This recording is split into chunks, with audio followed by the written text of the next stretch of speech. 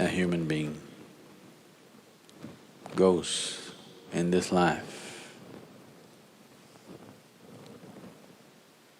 materially, spiritually, or in whatever dimension, essentially depends on with how much energy he can crackle.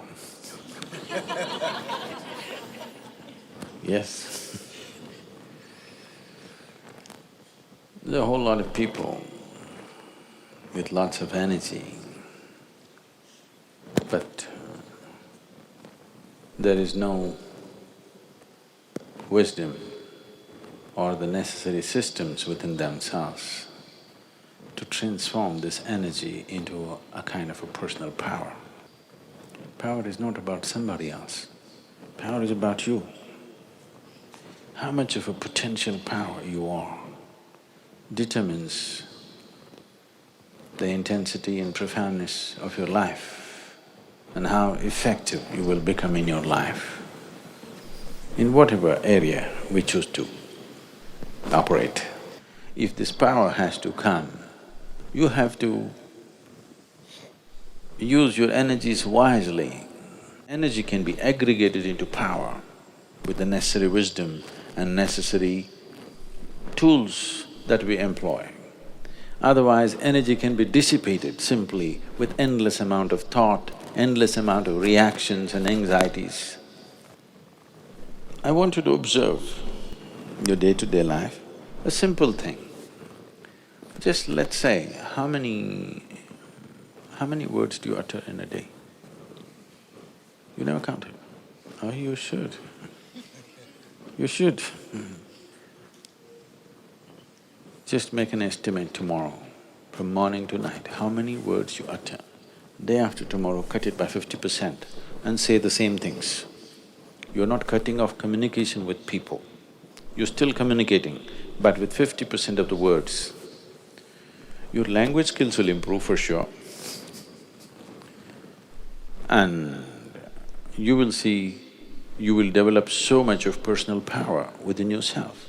See, there is scientific evidence to show at least 20% of your energy right now, as you sit here in a restful state, is being consumed by your brain. If you bring this down, that your brain is not unnecessarily fluctuating and, hopping mad all the time, if it learns to still be still and do only what's needed, an enormous sense of personal power will develop. You can't do this with your mind right now. If you try to stop it, it'll hop even more crazy. At least do it with your body. Your words and your physical movements, reduce it by 50%. If you want to look at this, look at this. If you want to look at that, don't do this. With your body and your utterances, if you do this, slowly it will also start manifesting in your mind. It will not do unnecessary things. When you don't know unnecessary things,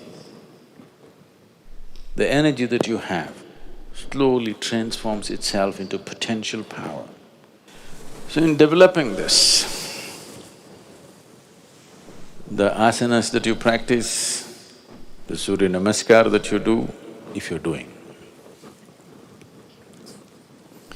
or whatever other kriyas and other things that you do, is essentially to develop this power. This should not be dissipated in unnecessary action. Right now you cannot curtail the number of thoughts you're having in your mind. That also can be, if you just bring in a reverberation within you, a simple mantra. If this is going away crazy, simply chant for some time, create a certain reverberation. You will see it will generate enormous amount of personal power. Without this power within you, you will not break through dimensions of life. Life, right now, for most people,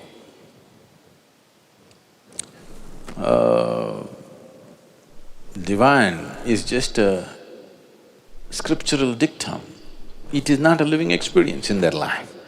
If it has to become a living experience, if Something as powerful as the Creator has to come into your experience. There must be some sense of power within you. This must be always understood. Power is not about domination. Power is about becoming effective. Power is about becoming empowered. Only when you carry the potency of this power within you, you walk through this life. It doesn't matter where you're placed in the society. It doesn't matter financially where you are, materially where you are. You walk like a king because the power within you makes you walk like that.